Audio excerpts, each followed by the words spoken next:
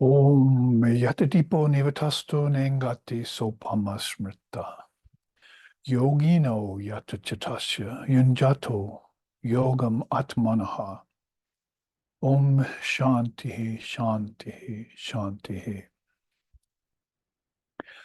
Like a candle in a windless place, its flame steady and unflickering.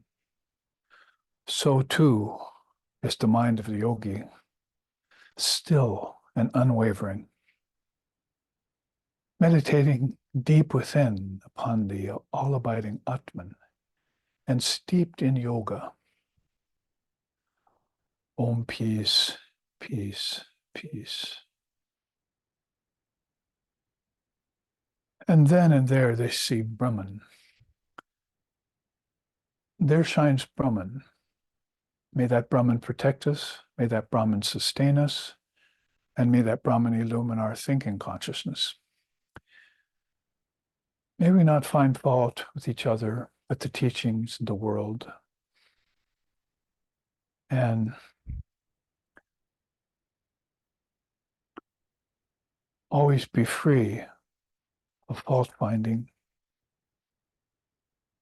and revealed and illumined in the essence of the teachings. Om, peace, peace, peace. Peace be unto us, and peace be unto all. Om Hari Om, Hari Om, Hari Om Tat Sat.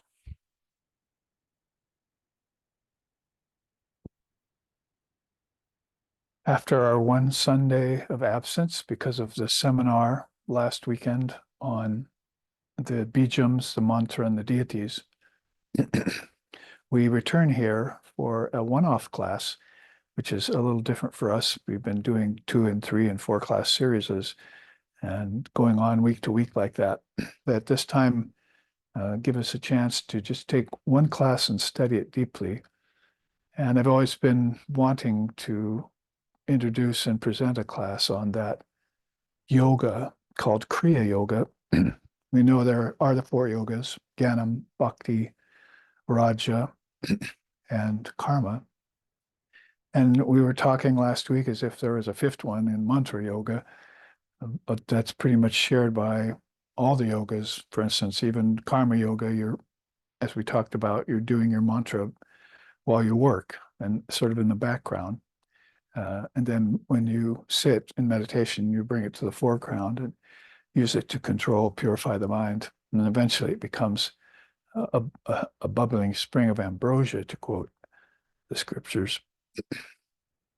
So with all those yogas in there, then we have another one presented to us here in terms of Kriya Yoga, but not to worry, because it's really a part of that Raja Yoga system that Father of Yoga, who is named Patanjali in that particular lifetime, some 100 or 150 years after the birth of Christ in India, which shows you that these great beings are just going on taking embodiment in India over many centuries and millennia.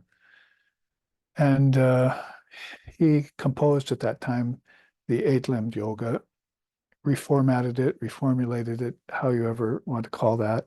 I like to say composed because facets of yoga had become very widely dispersed, not just in terms of the Kriya Yoga, the way it's used nowadays, which I'll speak a little about, but in terms of, say, 18 different yogas, which are the names of the chapters of the Bhagavad Gita. Every one of those is a yoga.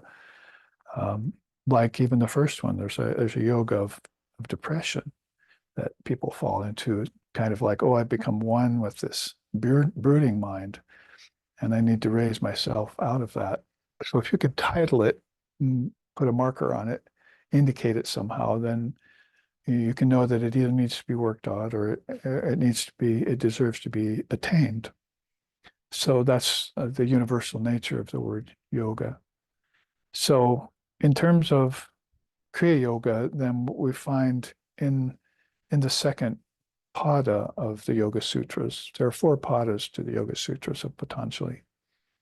And as I said, he composed and brought together these 8 limbs. We often look at the tree of yoga there.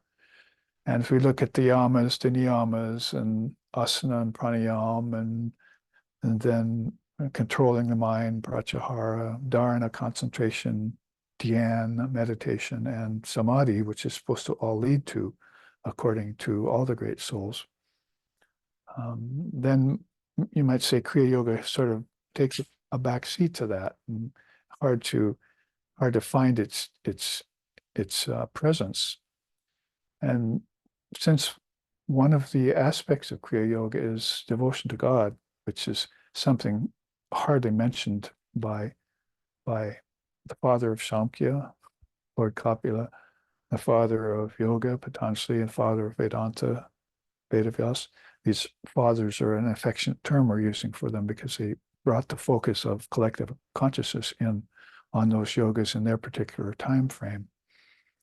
But since those three great fathers, and there are actually slokas about those three that you can recite, created later by commentators on Samkhya Yoga and Vedanta, and because of their philosophical bent and their paying of attention to the various problems that were arising in the ages that they lived in, then they would have a very sparse mention of the existence of God. It was more like, here's the practice, and just do the practice, and then you'll know what God is if you want to ask the question. And so that's become sort of a characteristic of all Indian darshanas, say like Buddhism, that you don't hear a lot about. Buddha talk about God as a name. So because the rishis of India, Buddha included, knew that divine reality, pure conscious awareness, timeless, deathless consciousness, however you want to call it, treating it tenderly as far as names and forms go, because they knew that it was beyond the fivefold Maya, name, form, time, space, and karma, or cause and effect, then it couldn't really be defined or described. We have beautiful slokas in the Upanishads by other rishis too that tell us this too, is basically that speech and mind fall back in awe, not being able to either describe it or fathom it. So mind can't fathom it, speech can't define it. And so it falls back in awe and just looks in silence of deep meditation upon this ocean of light, which we just talked about, this ocean of Brahman. So when they do put forth systems then in Samkhya, Yoga, Vedanta, Buddhism, and so forth, they'll fill these with methods and teachings, dharma, in our case, jnanam or atmagyan, knowledge, deepest knowledge of the true nature of the self and its oneness with Brahman. So those are all beautiful facets of our path, of Indian paths. Next week, I'll give a talk about the Adidaiva Vidya, the eternal wisdom of India. The subtitle to it is What the Modern West Needs to Learn from the Ancient East. And you'll be surprised at a few things that it has to learn from the East, like the five senses. As if we don't know that already, yeah, we know that they're there, but we don't know how to control them. So then the five elements are sometimes looked at in that way too, but they're in various combinations, and we don't know how much of the combination is in one and not in the other. And we pretty much just look at them as a amalgam of each other and don't study them each for their own source of origin, each for their own root. And that tends us to go, our senses to go outward. So the Mundaka Upanishad says, the senses are outward gored by nature, therefore they're defective. So to remove those defects, you have to turn the senses inward, and this is what we want to learn from the ancient East. And yoga is the best darshana to do that. I mean, Samkhya lays it out for us, what's outside, what's inside, and what's beyond both. And then Patanjali comes along and pretty much tells us how to meditate on each one of those as foundations for consciousness. Tattvas or alambanas. We use the word tattva back in Samkhya Lord Kapya's time, reduced the word alambana in Father of Yoga's time, many millennia later. And then pretty much you have a good building blocks and stepping stones back inward to what Vedanta calls Samadhi, and what yoga is also calling Samadhi. So what I'm saying here, with a lot of words, trying to describe the indescribable, is laying a foundation for Kriya Yoga. I was rather averse to doing it, but I did look up in a more modern search what people are calling Kriya Yoga and find out, as I suspected back in the 70s and 80s, that they're using Kriya Yoga as exercises for the breath and body, basically asana and pranayama, and also a study of physical nerve endings and how to get health, how to have the physical prana in a good order, as if the yogi likes to go sit in a river and clean the inside of his bowels and do breathing exercise and so forth. And the yogi wants to have samadhi. The yogi wants to meditate without the body intruding on the process. The yogi wants to be able to concentrate beyond the diseases of the body. And so the yogi, as the Father of Yoga himself says, is, how does he put it in second sloka, second pada, sloka 24, he puts it very briefly. He only mentions Ishvara, or God with form, twice in the Yoga Sutras. So he says, Samadhi Shuddhir, no, Samadhi Siddhir, Ishvara Pranidhana. So I mean, Samadhi means the perfection of Samadhi comes about only via self-surrender to God.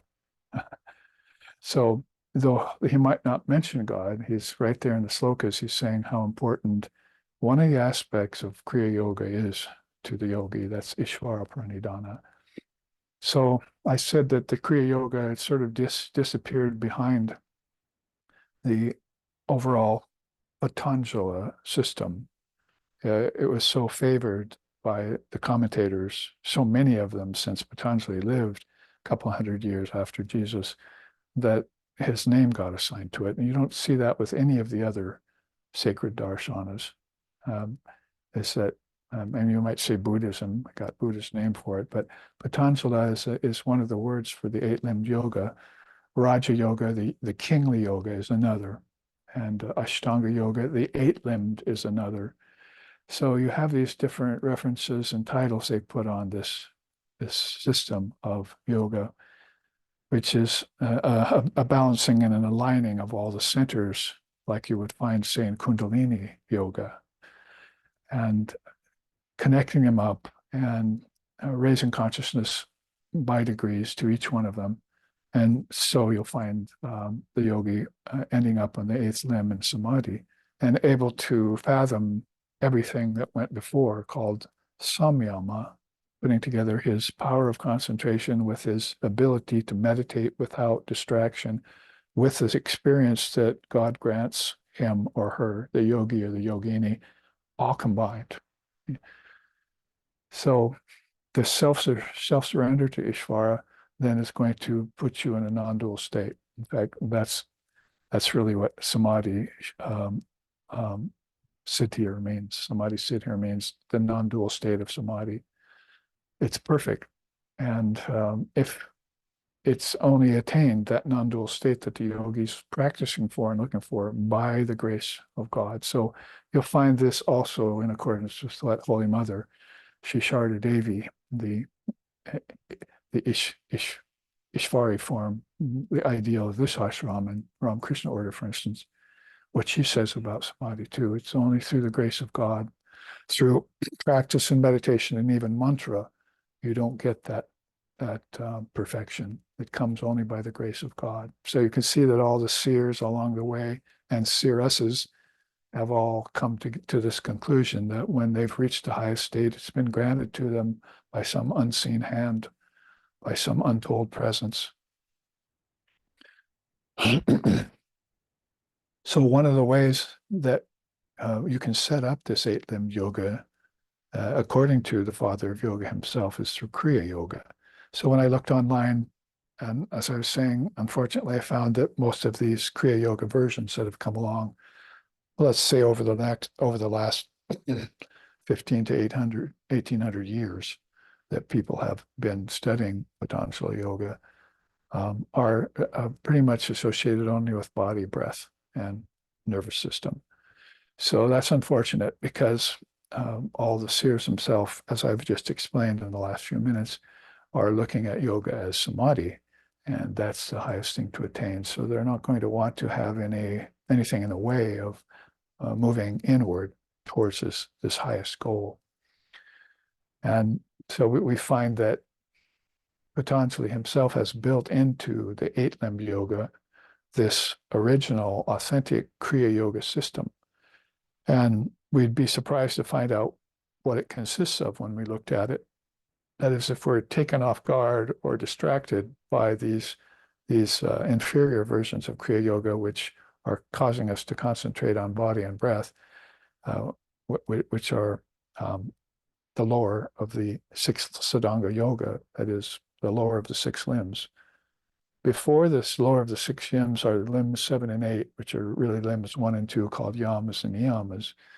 So you can see the tendency there if you start looking to build your spiritual life on asana and pranayama without regarding the first two limbs that Patanjali himself set forth, you're going to be running against the grain of yoga. You're going to be overlooking what Kriya Yoga really is. Why is that? Because Kriya Yoga, it consists of elements of the first two limbs. That's called Yama and Niyama, right?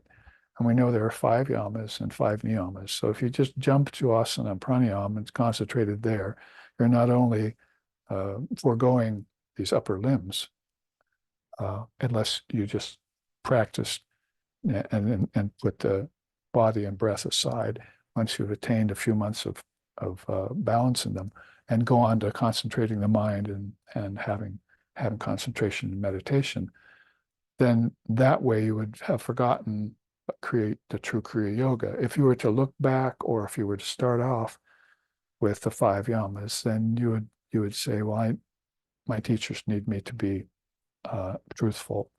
I need to be honest and truthful, satyam. And my teachers need me to be nonviolent. Tantra starts out with nonviolence too.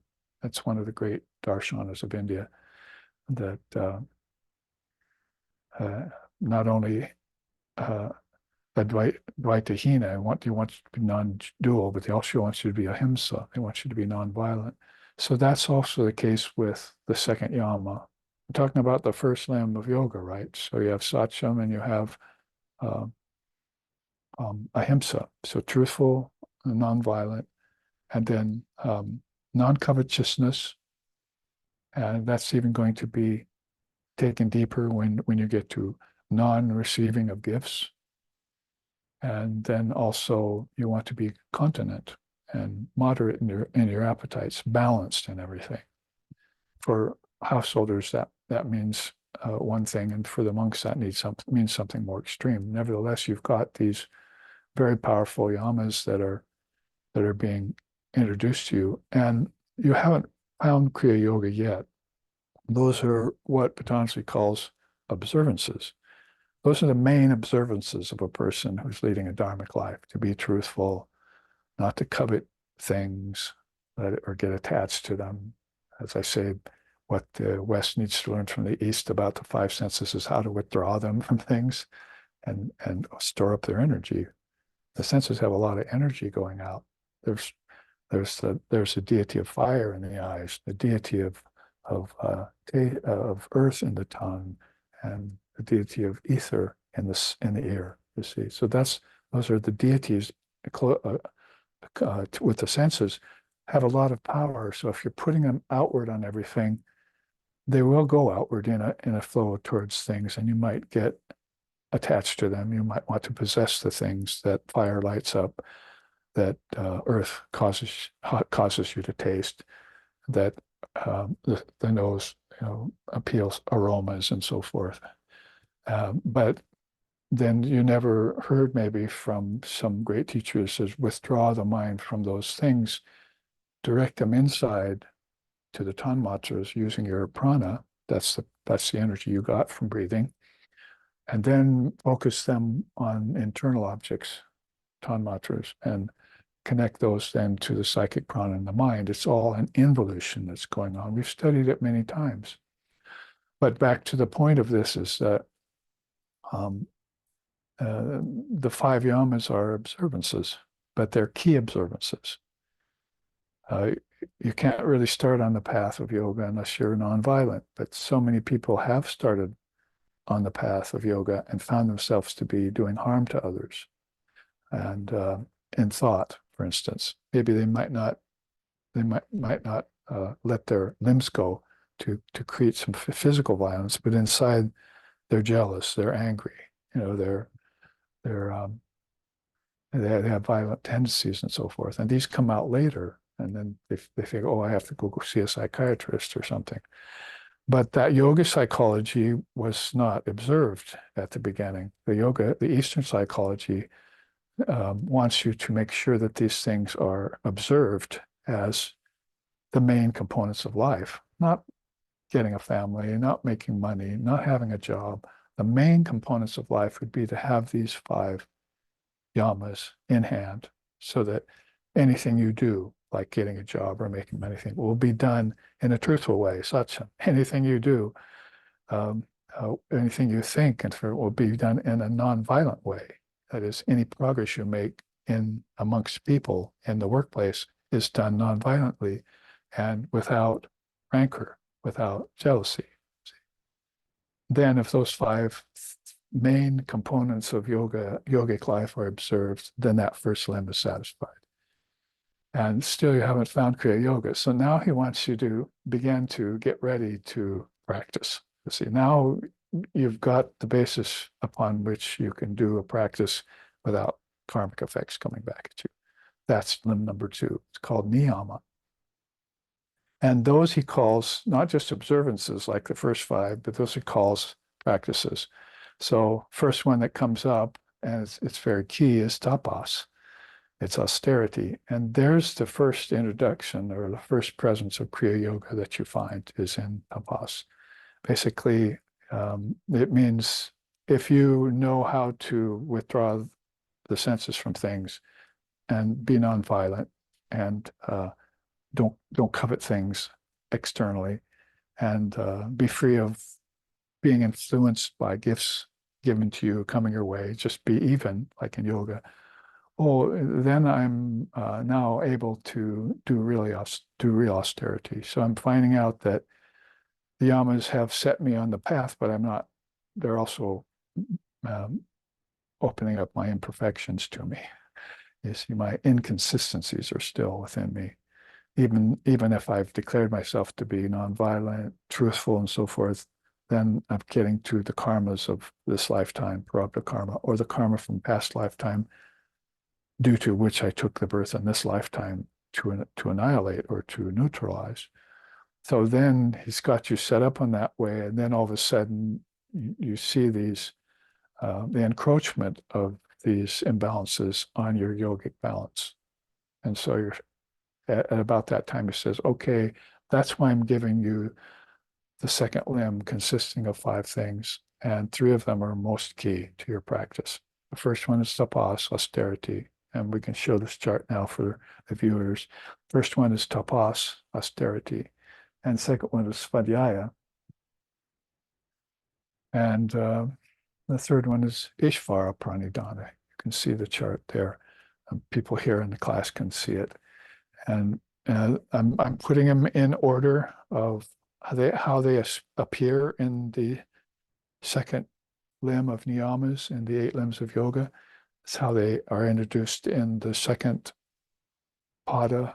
And like I said, like sloka 45 has to do with Ishvara Pranidhana. So the slokas just preceding 245, if you want to look them up, are about tapas and svadhyaya. So I would say that's a good order because if you were to say, and many people do this, start with Svadhyaya and start studying the scriptures, and you haven't learned how to to keep your austerity, your vows, for instance. So you say, well, I'm going to pick up a book here and I vow to finish it. A real yogi would think, I'm not just going to go pull that book on the shelf and read a few pages and walk away and then later tell somebody, I read the Gita or something. I have to read the whole thing, Paul. I have to be truthful. And to be nonviolent and so forth. All of those yamas that I'm just considering are going to be based upon what I do now in life. And if I'm able to do austerity, then it's the one thing people don't take to. They'll go to conventional methods like pills or psychiatrists or methods that are modern methods that people are telling them, like regimens of food. Some very queer breathing exercises like Kriya breath that have come along. I mean, that's another problem with the Kriya Yoga system of today. Those ones that we're looking at is that Kriya, the word Kriya has a lot of different definitions. The definition I like is fourfold. You've got Icha Shakti, you've got Drovya Shakti, and you've got Jnana Shakti, and you've got Kriya Shakti. It's one of the main powers of Divine Mother, Kriya Shakti. So it really means the spontaneous way in which she conducts all activities out here through billions of souls. In all the 7 worlds, the Divine Mother is conducting activity. Like Vivekananda would say,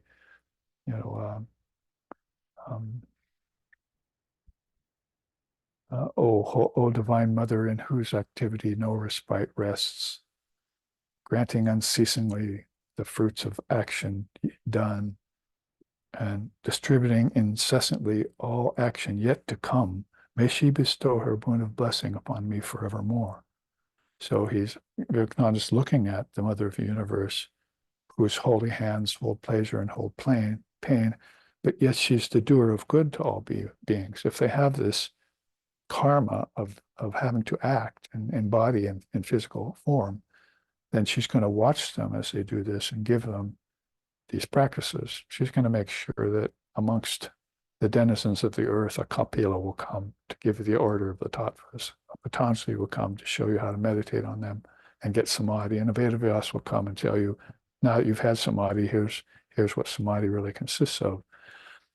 From beginning of an age to the end, you've got these great rishis, they're called, or seers of truth, that are always on hand to make sure that the aspirant and the devotee is shored up and imbued with these great practices. And what I'm saying here, I guess, is that people aren't able to go very deep into them, like say studying the scriptures or doing rituals to Ishvara, cursing their devotion to God without tapas.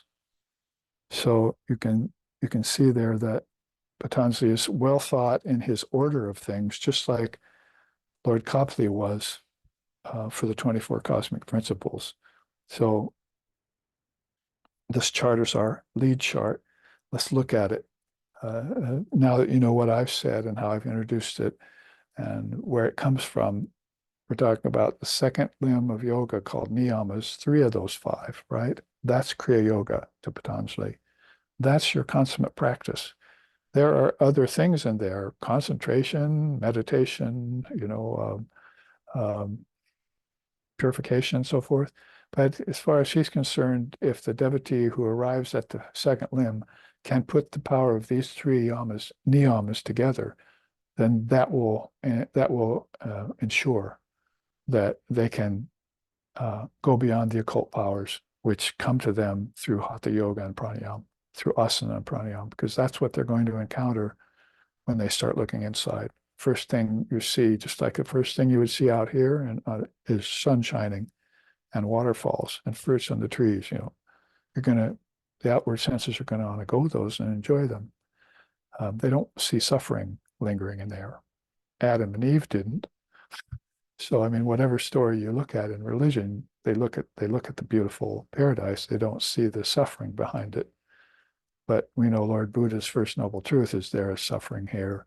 So you should probably come with even eyes. To good and bad, their eyes are even, O mother. Your grace falls upon fortunate and unfortunate alike. Vivekananda says about her, and she's guiding all things and all beings in this outer world. So the next world inward is you'll come upon also some bitter fruits, called occult powers. And everyone from Krishna to Ramakrishna has warned about them in the various scriptures, from the Gita to the Gospel. And so that's why tapas is going to be very much at the head of the list. You should be able to do without. You should be able to renounce. You should be able to detach. You should be able to give away. You should be able to withdraw. Even so much as from the body when it gets diseased and it's about to die.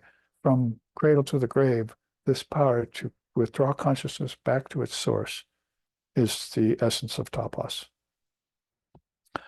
So he says here in the scriptures about tapas, this is in the Yoga Sutras, tapas is austerities or ascetic practices that purify the mind, and this is important, without taxing the body.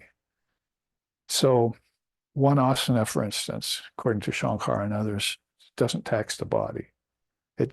You master the position, and if you master the position, what do you master? According to the Advaitas. Yeah, the first word particularly. Yes, he says the three worlds. Very good. You master the A of Om is another way of putting that. And so, but the teaching Gaudapada gives us that one asana that's really, really pure like that will give you access to all three worlds without moving, because you don't move when you go to the heavens. In fact, you stop moving, isn't it? Your body dies. You can't get to the heavens unless it's by some supernal vision, unless you drop the body. Even in deep sleep, you've dropped the body. In dream, you've dropped the body. You've stopped breathing. So how far are asana and pranayama going to get you if you're attached to them? It'd be better to see them and detach from them so that you can make this inward movement without attachment to breath and body. So this is all just sensible. It's nonsensible when you look at a lot of the Kriya Yoga systems, the way they put it. It attaches you to body and senses and brain and nervous system. You're wanting outside of those because you've already got those. See, if there's a problem in them, do some purificatory practices. But what's the best purificatory practice is austerity. What's the best austerity? Devotion to God. Krishna says in the Gita, Ishvara Pranidhana. And what is the best way to get to God? A mantra. So if you step back into all these other yogas that you've been learning about and you begin to connect them like this, then you're beginning to develop this real love for the one true Kriya Yoga that Patanjali has given us. 3 of the Niyamas are the Kriya Yoga. So that's tapas. He says Vedavyasa commented on Father of Yoga's system. He's probably the greatest name of all commentators, although there's some really great ones. After Patanjali had composed it, then there were the commentators. Vedavyasa came about. So I looked in his commentary on the Yoga Sutras and found these quotes for Kriya Yoga. About tapas, he says, and this is the Father of Vedanta we're talking about, the spiritual life of a non-ascetic neither progresses nor succeeds. Without purification, karmas, kleshas, and vasanas only increase, creating a net which cannot be loosened or broken. But Patanjali avers that so long as the body is not overtaxed, the sincere tapasvan should practice austerity for purification of the mind. The body came out of your mind. You see, you thought the body, then it happened on earth. So before I need a body, so what am I going to need? A couple parents, and I'm going to need them, who want to have children, and then I'm going to take birth in a body. So the body is all just a matter of course as you leave the embodied state in the bhuvaha and swaha regions, because you have to come back from those regions, right? Bhur, bhuva, swaha. You have to come back from those regions And some can do that consciously. Most don't do it with karmas, kleshas, and samskaras still in potential. And if you don't know what those words are, karmas, of course, good, bad, and mixed repercussions from past actions. Kleshas are the 5 kleshas, which Patanjali has already talked to us about. Avidya, attachment, aversion, and so forth, as ignorance, egotism, attachment, aversion, and what he calls fear of death or clinging to life are 5 kleshas. And then the vasanas are your mind or making formations based in the 5 kleshas and the unresolved karmas. If you didn't have unresolved karmas and you were a master of the kleshas, those vasanas would not be in the mind when you were born, like the pure souls. See, but since they are, then people are forming more samskaras from the presence of kleshas and karmas already in their subconscious mind. So this is how, whether you do it from inception out or from back to the origin of things in the thinking process, how the rishis look at things like rebirth and how to break the chain of transmigration. Tapas will stand first. It'll make you strong so that you can go through these practices and take them to the ultimate source and benefit from them. Since we want to make sure we have enough time to really define Kriya Yoga, let's go to the second of the 3 elements of Kriya Yoga found in the second limb of Niyamas in the 8 limbs of yoga by Patanjali. It's Svadhyaya. Study of scriptures, recitation of mantras, memorization of slokas. You can see that if you looked at your past SRV life for the last 35 years or so, that all of these have been enjoined as teachings, methods for you to practice. Vedanta, we're Vedantas, but we want to go on practicing. And when you enter into the realm of practice, that's where that yoga as practice comes forward to you. So I've often heard that. It says, well, you already told us the non-dual truth, Vedanta, Advaita and all that. We're really interested in that. But now do we really need to practice all these other things you're talking about? And I would say, if you want to understand non-duality and realize it fully and have samadhi, then, anything that comes up that is an impasse or a blockage to understanding non-duality the way you heard it originally from your teacher needs to be treated. That's where you go to the practice of yoga to do it. So this is why practices, a triple gem of practice like this is very beautiful. I'm austere and strong. I can take anything. Now hand me the scriptures. Oh, thank you, Lord. Isn't it? Ishvara Pranidhana. Oh, thank you for those beautiful words in the scriptures. So it's get strong, hear the truth, and thank the Lord. What else would it be? And this is what Father of Yoga is calling Kriya Yoga. It's not a breath, and it's not just an action like Divine Mother does spontaneous action. This is the actual triple tenet of Kriya Yoga, and it always has been and always will be. And it refines the other limbs of yoga, makes you ready for them. So he says here about it, that is back to Vedavyasa now, says the Moksha Shastras, that's the scriptures on liberation. The Moksha Shastras, profound and insightful wisdom about the knowledge of the self gleaned by the seers, coupled with the devout recitation of the pranava, that's Om, the sacred syllable Om, these make up the noble practice of Svadhyaya. And so again, what I was just saying, that's what in SRV life, that's why we've been practicing focusing so much on Svadhyaya, that we keep reading the scriptures, hearing the truth, contemplating them. In Vedanta, is it not there just because you've heard the non-dual truth, or you're supposed to Shravana, hear it again and again, then Manana, roll it over your mind again and again, and then Nididasana, have direct experience of it again and again. And so those is a 3 states of hearing the truth.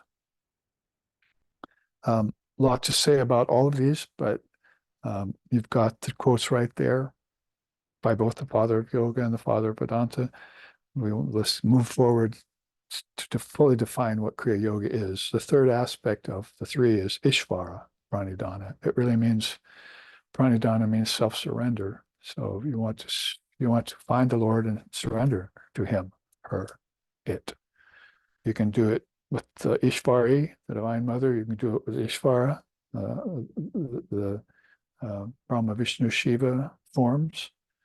You can also do it with that, Brahman. I surrender my whole life to the formless Brahman. And many people who prefer formlessness as their religion, and I'm talking about, that's a lot of Westerners too, they will find a way to surrender themselves to such an ideal as formlessness. So the definition there given, devotion in all its aspects, along with self-surrender to Ishvara. Devotion in all its aspects are, I'm telling someone I had a dream a couple nights ago where I was walking around doing this with incense to everything. So I have a mrigamud, or I have a lit stick of incense in my hand, and I'm doing this for everything I see in my dreams. And as I did that, because that's part of puja, all its aspects. As I did that, two eyes formed, one higher, one lower. And this wasn't these two eyes at all. These are inner eyes. And I was aware that these two eyes sprouted in me. And by one, I could see the light. By one, I could see the worlds, the higher worlds. And everything I did like this gave me a feeling of samadhi. So I had a very beautiful dream and woke up remembering that. So that's like an example of an aspect of puja, that you could do that for decades in front of an altar, like a Brahmin priest, or like Sri Krishna did to the image of Mother Kali in the Dakaneshwar temple and so forth. And then only years, maybe decades later, realize what you're doing, see, and be given the fruit of what you did. All of a sudden, swapna siddha, it's called perfection in a dream. So these things can come to you in 4 or 5 different ways. So this is just a further explication of devotion in all its aspects. You just can't say, oh, there's the Lord, I surrender myself completely. Very good. But let's do some practices in Ishvara Pranidhana, which will mature our unripe nature.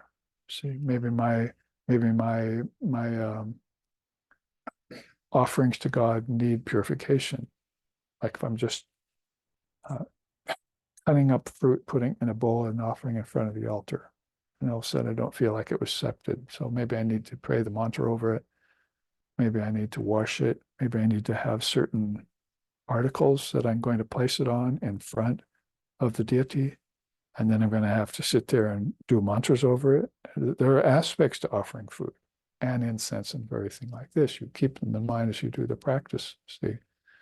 So this will fill up these requirements for doing worship. And you'll realize that there are many of them. Singing a song. So I could sing you a song to Ishvara right now. See, and that way, it's like, why don't I? Since I'm mentioning it, let's see what tapas is all about for Swami Vivekananda. Om Himadre Ashrame Jayantyam Nirmitaha Bhujanga Svagbini Vriti Nutanacha Stavoyam Yapate Sabakya Taraha Sashaktim Parushim Viragam Charjati Narendra Shashave Narendra Yovane Narendra Kridane Narendra Shikshane Narendra Palane shikshane vivekanandate prabhate Patanjali. And it goes on with 10 more verses. Well, basically, this has to do with Vivekananda's being this great being who practiced austerities. And the man, the Swami who wrote this hymn to Swami Vivekananda long after Vivekananda had passed, was known for his ability to do austerities and retire. So he says, ashrame. He says, basically, all those who would attain freedom, we encourage the chanting of this hymn, composed in a sacred Himalayan mountain retreat. That's an austerity. You go to the Himalayas, you go to a retreat, you meditate upon your Ishtam with Pranidhana, the devotion, and you have your scriptures there that you study each morning, like they do in monasteries, and you do tapasya by being on retreat. So he says, devoted recitation of these verses to Swami Vivekananda imbues one with physical vigor, mental strength, and spiritual power, and increases discrimination and detachment. So what more of a description could you want for austerity, study, and devotion to God than such a verse like that, written by a Swami of our present time who's still alive? So just an example coming upon that when we talk about Ishvara Pranidhana. The quote there by Vedavyasa then, one's daily practices of yoga repeat with all the various movements and actions of one's life, and even the very energy with which one engages one's existence, lest the fruits of all these acts, all these are to be offered to God. This is Ishvara Pranidhana. So we have some great soul like Vedavyasa coming along some centuries after the father of yoga's incarnation as Patanjali, and reviewing his 8-limb yoga system and making comments like this. And so he wasn't about to overlook Kriya Yoga. So you don't, if Patanjali hadn't looked at his own system and said, how can I slim this down for people? See, 8 limbs, that's a lot. They have 5 yamas, 5 niyamas. There's a lot to do there, right? Then they have to master their posture, breathe, open up the nadis. Then when that's done, they have to, go beyond the occult powers that are pressing on them. And they have to withdraw from everything and get their mind pratyahara, right? Get their mind undistracted. Then with that undistracted mind, concentrate. 6, 7, get meditation. 8, have samadhi. That's a lot to do, right? 8-limb yoga he gave them. So Vedavyasa comes along. Patanjali looks back in his own system. Very early on, you could do this. You could do these 3. As you look at the 8 limbs of yoga and study, as you become more adept at the practices, concentrate on these 3. That is what? Get strong, be able to renounce, do your austerities, like the Swami who just wrote this verse. Be willing to go on a retreat. See, be willing to spend more time with your guru in the scriptures and the teachers and the teachings, the Dharma, the Atmagyan, and add more aspects to my worship of God. It's not enough just to walk around and say, God, I love you, God, I love you. You see, you should show the Lord you love him, just like you would show your wife or your husband or your children how much you love them. You don't just have them and then leave them on their own devices. You show them your love. The same with divine reality.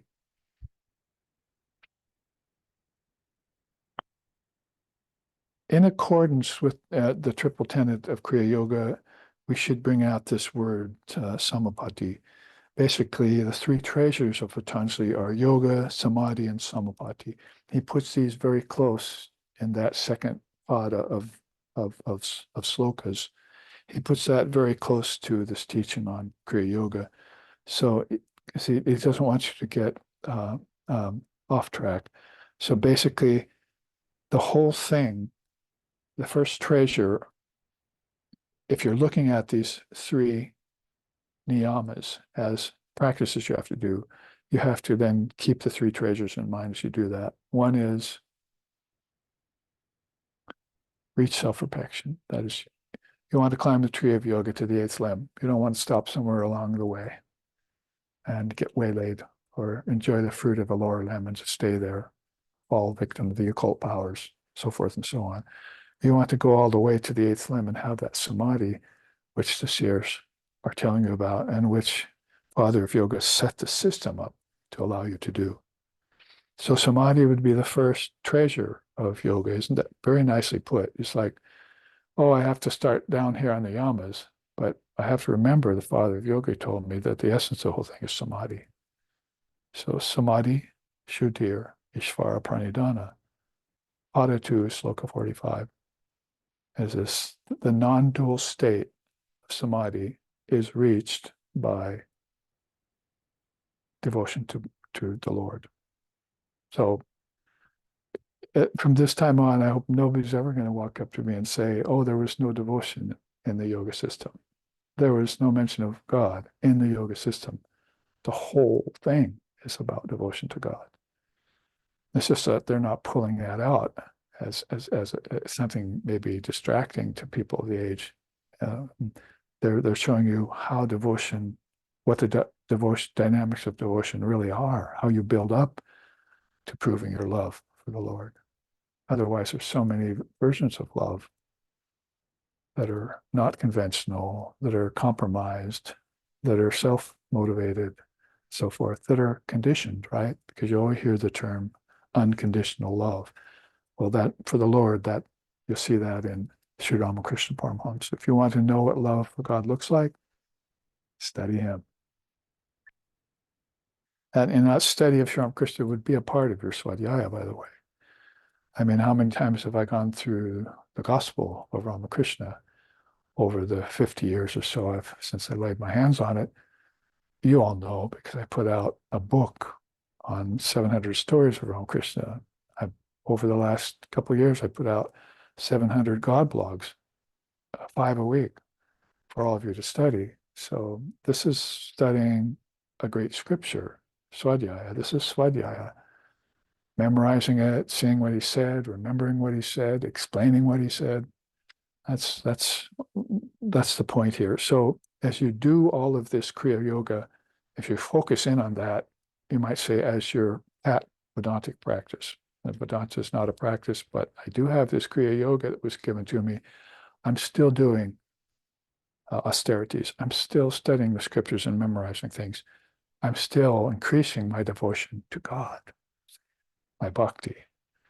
As all that goes on, know that the whole point, the first treasure of it all, is to reach self-realization. Second treasure, samadhi itself. What is that then that I'm trying to reach? Absorption in God consciousness. So this is why samadhi shuddhir, the non-dual state, right? Devotion to God will help you into that. It's like you have to pass through some inner gate on a very high mountain, high elevation of the mountain of consciousness to get into the light of Brahman and realize what happens to you. See, so this is a great journey, inward journey that you're making, the adventure of consciousness, they sometimes call that. And that's what samadhi is the point. Samadhi needs to be understood once you had it. So those are two treasures of yoga right there. And 3, samapatti, abiding equanimity of mind. There are 2 states of it, savichara and nirvichara. Savichara means transforming consciousness by contemplating ego, mind, intelligence, tanmatras, time, space, causality, luminosity, etc., etc. So these are your meditations, right, on Ishvara and all the aspects. So it wasn't hard for Patanjali to lay that out because Lord Kapila had already done it for him. So now he says, look back on those and meditate on them. He wants you to meditate on your ego, for instance, so that you find out that it's It's like an onion, all peelings with no center, and it makes you cry, as we like to joke. Or he wants you to meditate on your own buddhi, your own intelligence, so that can become honed and sharpened. And your mind complex, oh, it's so much attached to dualities all the time. It's going back and forth. I think I want to ask the Lord to remove that. Itani vinati raghunandana se. Right? I start singing something by Tulsidas that says, "Oh Lord, please help me to quit seeing duality." Because the dualities have become real, non-duality is not anymore. Dualities are okay if they're placed behind the non-dual reality. So reality first, duality later, you might say. So that's the savichara part of samadhi in general. You transform your consciousness by meditating on these higher tattvas. Nirvichara is freedom from all reflections. So you meditate upon those in Vedanta, for instance, to say, oh, I see neti neti. It's really not that. That's not the essence. Now that I've meditated on them, I realize that my mind has to dissolve into the Mahat. I realize my intellect has to dissolve into the mother wisdom, right? I realize that my very energy has to drive to Gata Prana, has to be offered to my Ishtam. See? And so these are the realizations that happen from Savichara to Nirvichara Samadhi. And so that's Samahati, they call it. You found out Samadhi was to be had. You had it and defined it. And now this is how you keep it going at two levels, right? Like having two eyes inside.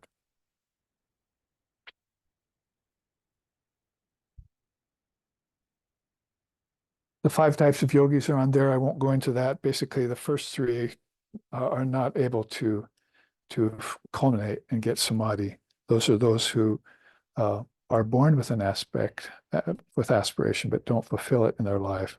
And those that seek to experience it via drugs and elixirs, and those who repeat the mantra without knowing its meaning, they fail the path of yoga again and again.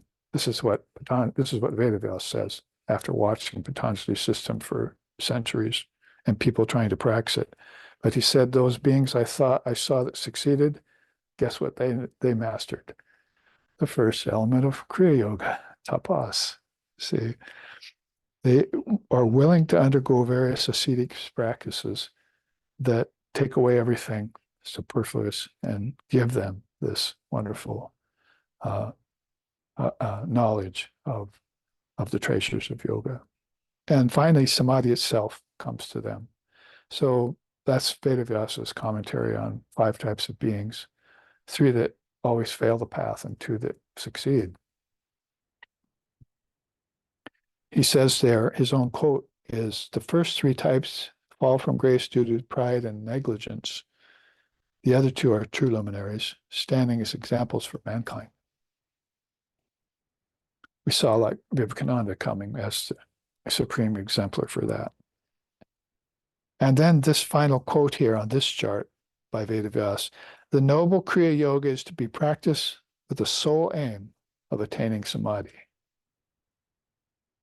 So I don't need to bring in here again, do I, all the things that you shouldn't end up in Kriya Yoga doing, according to other systems. Here's the point. And that's the real cleverness, as we were talking about yesterday in that God blog, right? The real cleverness is how to get samadhi, but all these distractions in the way need to be gotten behind you. The implementation brings about starvation of the kleshas and even burns their seeds to end any further production. Nice the way he puts it. To implement this Kriya Yoga and get samadhi, you have to starve the kleshas. That is ignorance, attachment, aversion, egotism, clinging to life. Starve them. They don't really have a life anyway, so it's not going to be that hard to get rid of them. Thereafter, clarity of wisdom and its awareness will reveal the separate nature of sattva and purusha, enhancing the possibility of further involution. So there's a whole series of teachings in the Fathers of Yoga, that the dynamics of which Patanjali are talking to you about, of how to get the soul beyond even sattva. Because at some point, just like the occult powers were in the way at one point, after getting over those, then the soul becomes attached to feeling good about itself in a sort of pseudo-spiritual way. And then that austerity becomes weakened, you see. So this is why you keep reading the scriptures, you keep practicing the austerities, you keep increasing your devotion of God. Kriya Yoga stays with you the whole way, so that it gives you this great strength to transform sattva into pure sattva.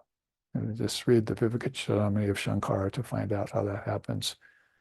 From sattva to sattva shuddha, it says you go from sattva to shuddha sattva, pure sattva. And that means what he just said there, the willingness to practice these austerities and to keep doing it too.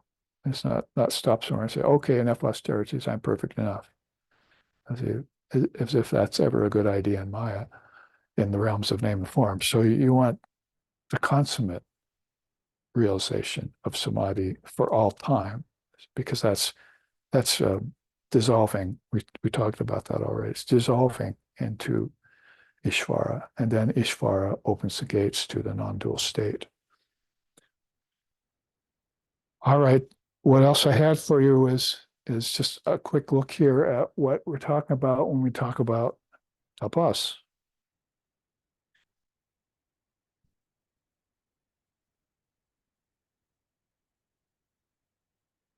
And it's a good segue, because at the bottom here, we can look at the lower left-hand corner. There's how, according to Shankara, sattva turns into pure sattva. So from the bottom up, no, from the top down, traits of mixed sattva. First of all, get rid of pride. You must have adarpana, absence of pride, because Vedavyasa just told us that the first three kinds of yogis fall from grace and from attainment because of pride. And what I'm calling here beneficial denial. I like the term, you see. That's taking away something because it's good to take it away, not because you feel like you have to or someone told you to. Observance of spiritual practices. So those are the Yamas and Niyamas. Control of sense organs, faith in God, Shraddha, devotion to Ishvara, Bhakti, desire for liberation, mumokshutvam, a divine nature, that is attaining a divine nature, and then living in renunciation, nivritti. Those are traits of mixed sattva. So people who have those are on the way. People who go further attain pure sattva, and that's down here. They get pure prasadam, atmic sattva, and they become blissful by nature. Sadhanandam rasam, Shankara says. In self-realization, pure sattva is self-realization, anubhuti. It's also supreme peace, prashanti, and it's joyous and cheerful, triptihi praharshaha. So that's how we were just segueing from the other chart to get from mixed sattva or sattva itself to pure sattva. Now let's look at how it goes deeper in this second box. First of all, freedom while embodied equals disembodied freedom. That's a nice turn of phrases that Shankara uses. So if you can be free here, attain Jivan Mukta, then you'll be, of course, free in a disembodied state. And probably the opposite would be true. If you feel bound here, then you'll feel bound when you get outside of the body, like bound into the ancestor loop or into heaven. You won't feel that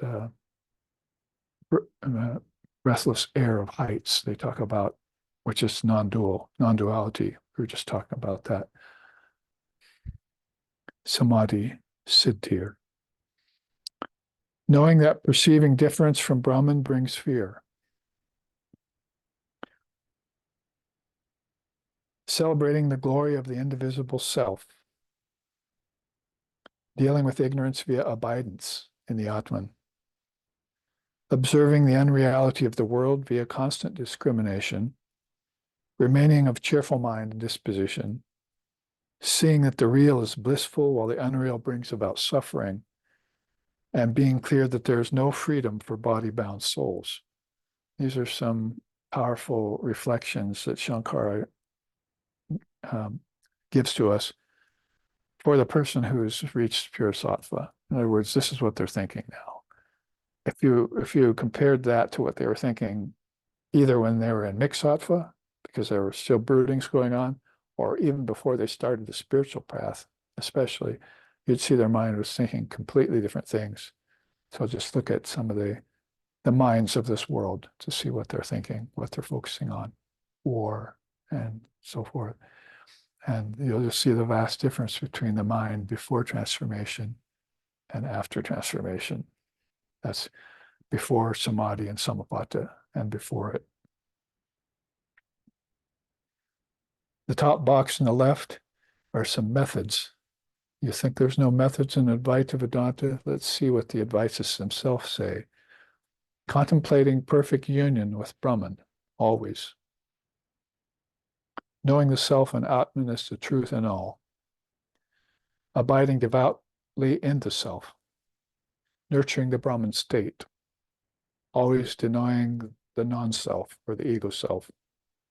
Carefully observing avarana and vikshepa shakti. You have to be careful of that covering and distorting power getting into your way of thinking.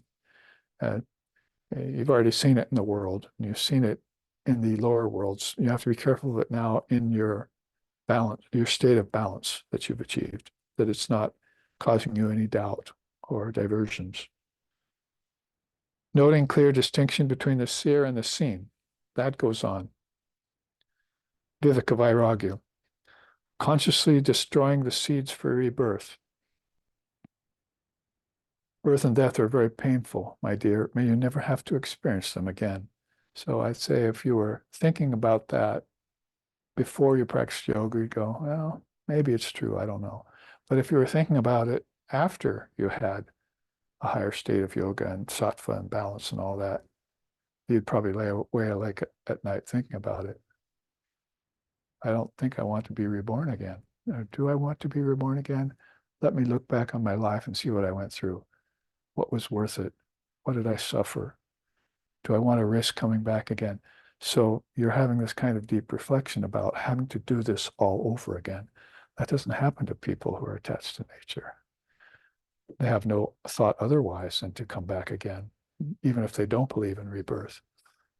So that's just the nature of things is to come back. You must have seen it in the plants and the animals and the planets and suns and on and on.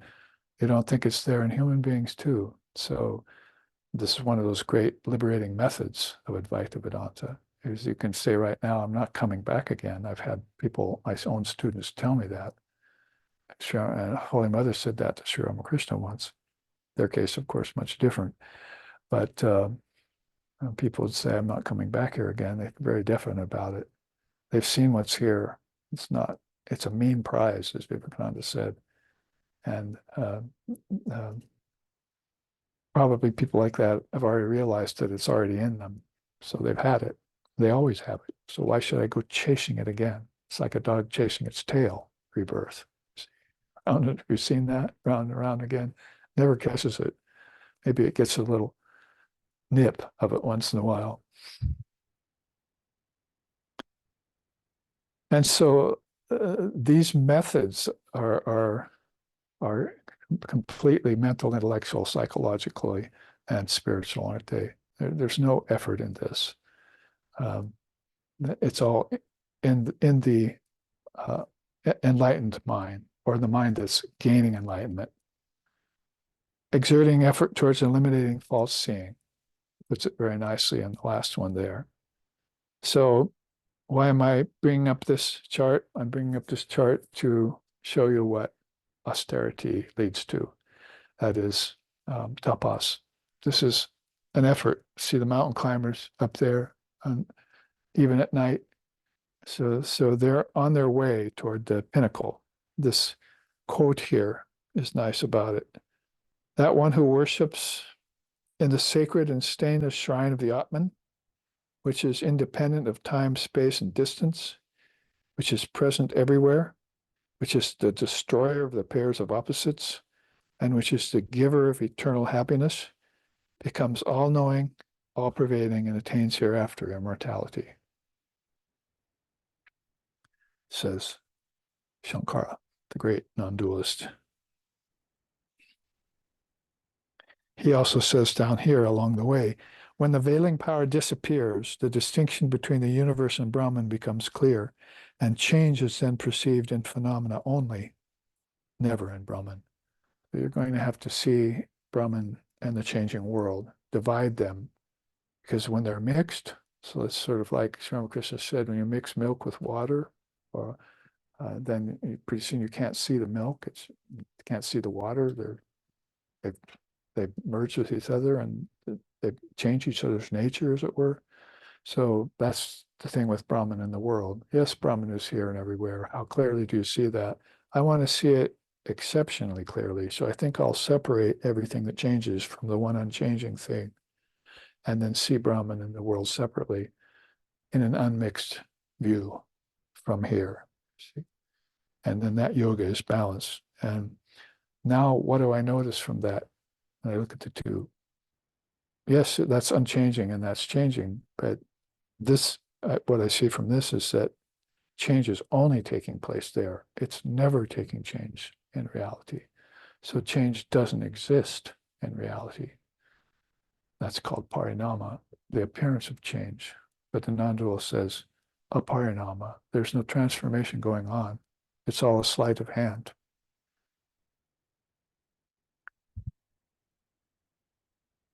The only other thing about this chart on austerity is up the climb. Prakasha Shakti, we talked about it. Isha was talking about it yesterday at satsang, was it? Or in God blogs. That's the revelatory power. So that's why I put here, you have to be very careful of the presence of veiling power and distorting power, right?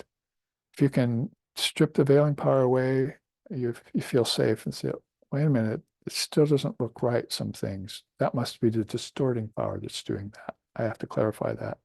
Go to my teacher.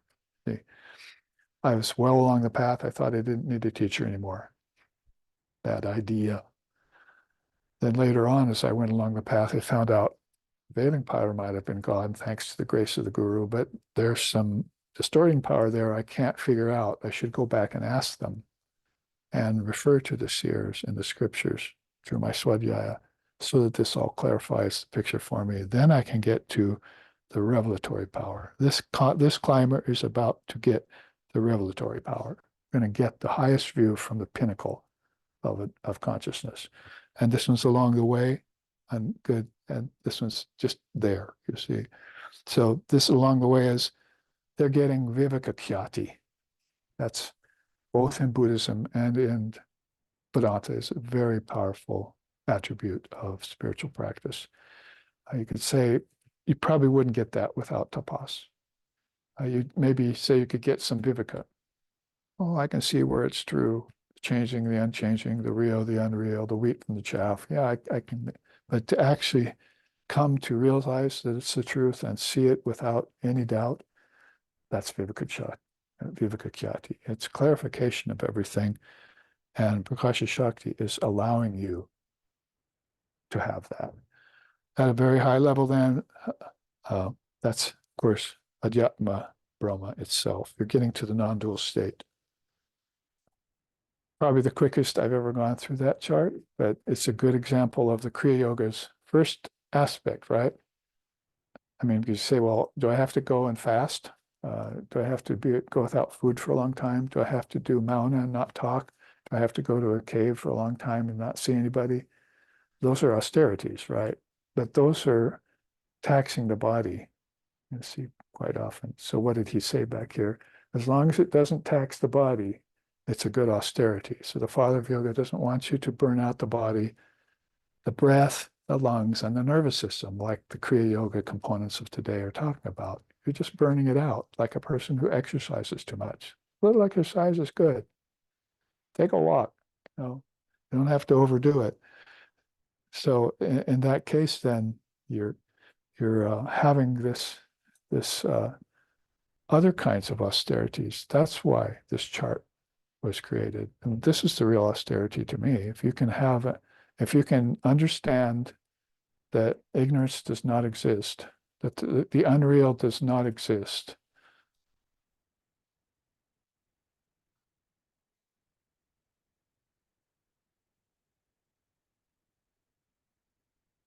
and that the real only is in existence. Na asat vidyate bhavana bhavo vidyate sataha ubayor api drishantos to anuyos tattva darshibihi. To see, darshan, have truth, is to see really that ignorance I was trying to get rid of never existed. I thought it existed. And now that I've gotten rid of it, I see a wide open field. I realize that I was always perfect, that I am Atma Brahma, that's a selfless Brahman, that I'm the child of the mother. And this is going to increase my ability to understand the scriptures and my ability to worship God exponentially. So this is austerity in Vedanta, Advaita Vedanta. See? So this is how Sattva Guna, transcending reflections and liberating methods of Advaita work as tapas. Let's go ahead and look at a little deeper look at Jnanam then, that's Svadhyaya.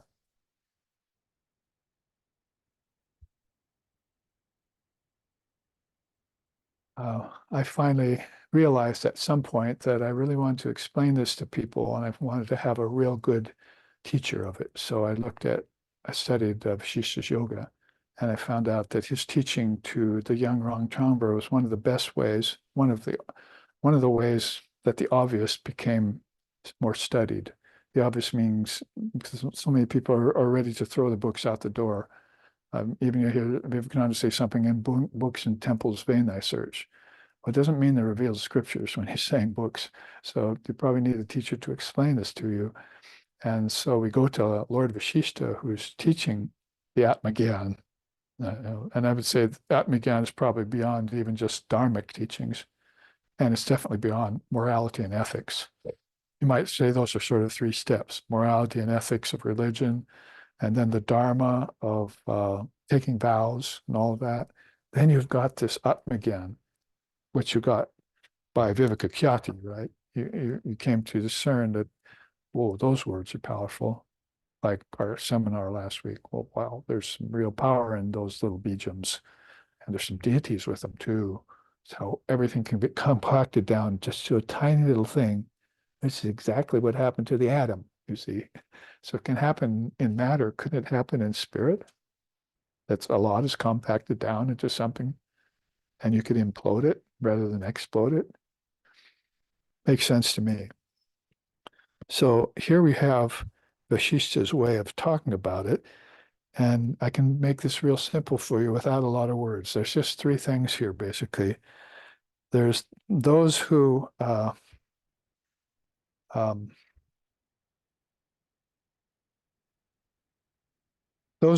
possess Jnanam. There are those who are familiar with it, he says, and there are those who are unacquainted with it. That's how he puts it in a very sweet and nice way. Jnanam is this essential knowledge you have to have about your true nature. And secondly, how your true nature is one with the Supreme. Jiva is Shiva. I chanted that yesterday. That's before God blogs. So basically, the Jiva is Shiva. This Jiva, this embodied being, really, if you take away all the things that are, you neti all the way, the things that change, then you'll see just nothing but the Atman there and Brahman. So that needs to be perceived from a higher level of consciousness. So these are the three kinds of opinions you have. So we want to look at the difference of them. And they're divided across by the opinion itself, the world, what the world thinks, study and meditation, how it plays into it, and worship of the guru. Isn't that right there almost Kriya Yoga? So those who possess jnanam declare that you should give one part of the mind to treating atmic reality. So you should think about non-duality. Give one part of the mind to study of methods to remove desire. Give a third part of the mind to study of ways of self-cognition, and a fourth part of the mind to how best to worship the guru. So the mind is divided, the jnanam is divided into four things in that person who knows that jnanam is the essential thing to have. We're talking from the standpoint here now of Svadhyaya, right? You have graduated to Svadhyaya from Tapas. And so this is what those who have jnanam tell you. Let's divide your mind in four ways. Treat the atmic reality, make sure desires are getting attenuated all the time. Find out ways to cognize the oneness between Jiva and Shiva, or Jivatman and Paramatman, and then continue worshiping the Guru. So you won't find people saying, oh, the Guru is not necessary anymore. You don't have to depend upon them. Those who know Jnanam know that they're going to have to go to that source, like that source went to its source. And we're going to one of the sources of all sources here, because this is Lord Vashishta is one of the 10 mind-born sons of Lord Brahma, out of which the bijams came, the wisdom came. Well, let's see what the difference between that is and those who are just partially familiar with Jnanam. They say give, well, one part of the mind, they declare, give one part of the mind to the world, give one part of the mind to study and meditation, and give two parts of the mind to worship of the Guru. So you can see there's not a full ripening of the true meaning of Jnanam in them yet. They're just partially familiar with the role of Jnanam and things. You'll see that amongst a lot of the people of the world who are, say, practicing the path of Bhakti Yoga or practicing the path of Karma Yoga, even meditation, I think. A lot of those people aren't aware of the true role of Jnanam and how deep it can take you. Those who are completely unacquainted with Jnana Yoga say, give two parts of the mind to the world, and then give one part of the mind to study and meditation, and give one part of the mind to worship for the Guru. And of course, all three of these opinions are not what you'd call worldly. They don't belong to worldly people. These are all practitioners.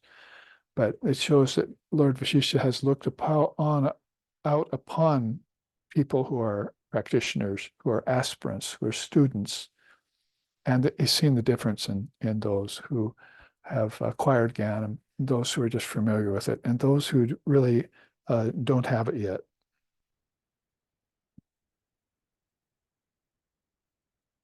He says here, contemplate deeply that nothing truly exists, not you, not you, nor only only one Jnanam, Lord Vashishta says. Contemplate deeply, find that nothing truly exists, not you, only the one Jnanam exists. So that's how important this Jnanam is this higher wisdom is to the seers. Neither you nor I really exist. That one non-dual wisdom exists, and it's our very nature. So this is a quick look through Jnana Yoga's role in terms of Svadhyaya. What was it again? Study, recite the mantras, and acquaint yourself with the revealed scriptures. So let's look then a little bit deeper at the third element of Kriya Yoga, called Ishvara Pranidhana. For this, it was wonderful to take Surya Narayan. He's one of the 5 great paths of the world in India, that is the sun god. And you can see him standing there in all his glory, depicted in image. And around him are all these beautiful slokas, many of which you probably know by heart.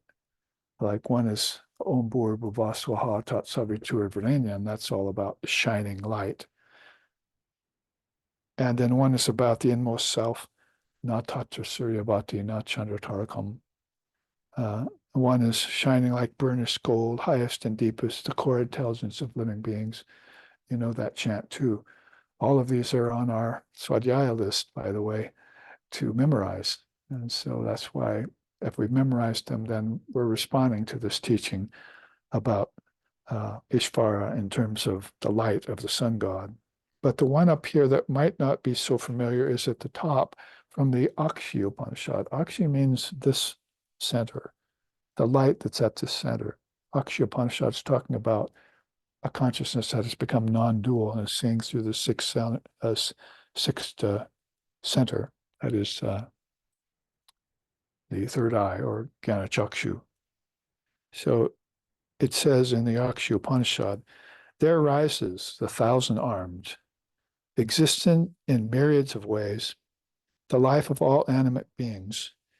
Meditate upon that one who is omniform, all compassionate, omniscient, ambrosial, and is the essence of light, the scorcher.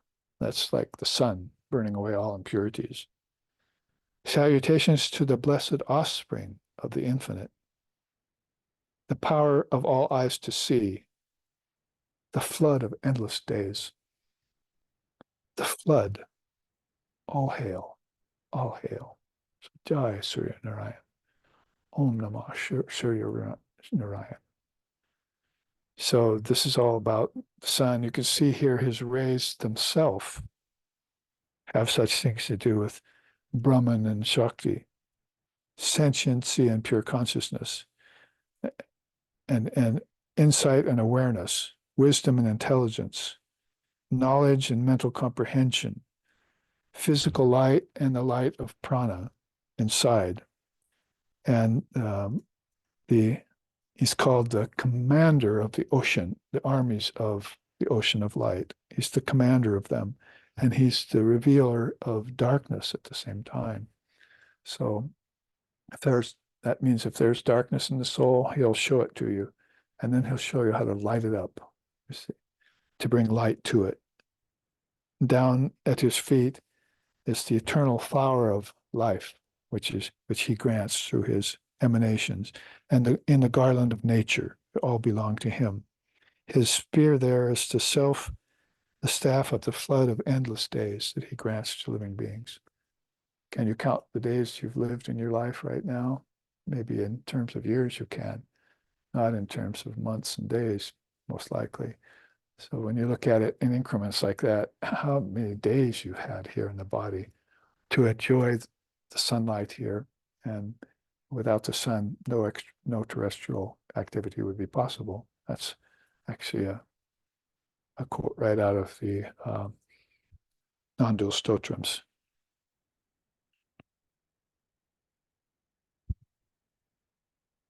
And there at his heart is the explorer of the ethers, the sky wanderer.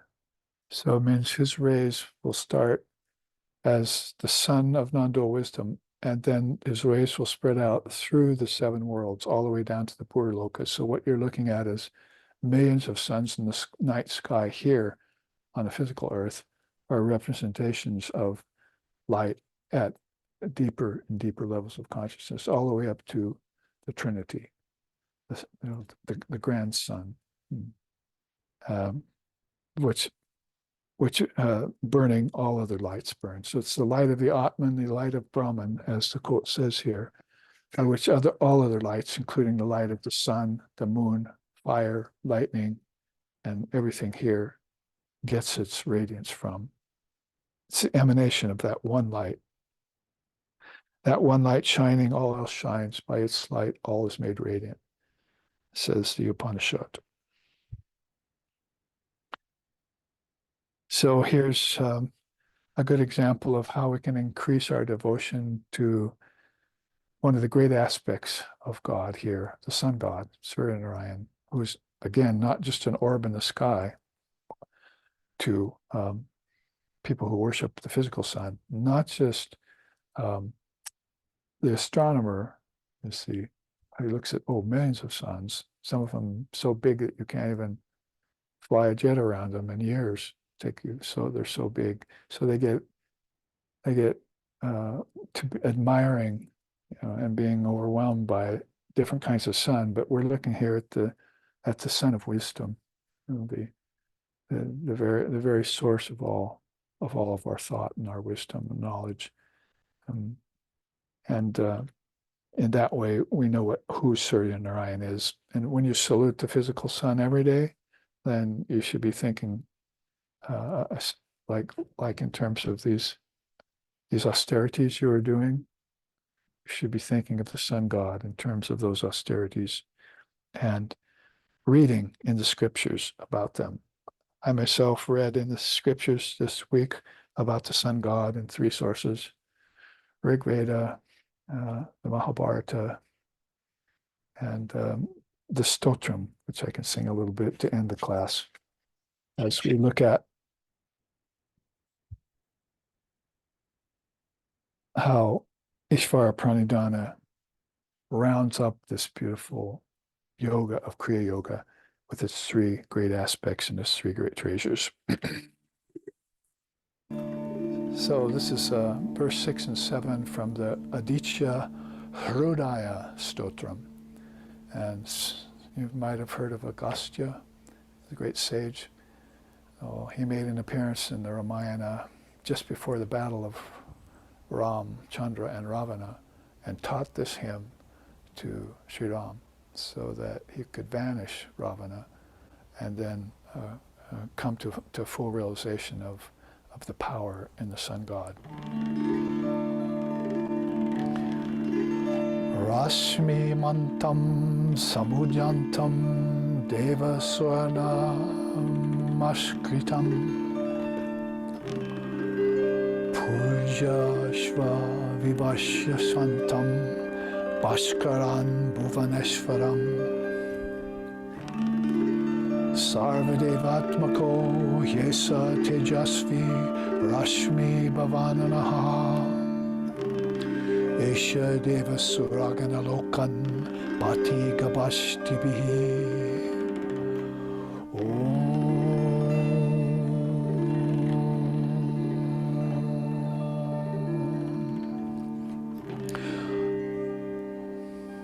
O brothers and sisters, worship the God of the sun, the ruler of the worlds and the Lord of the universe, who is crowned with infinite effulgent rays, who appears fortuitously and brings light to all, who is revered by gods and demons alike.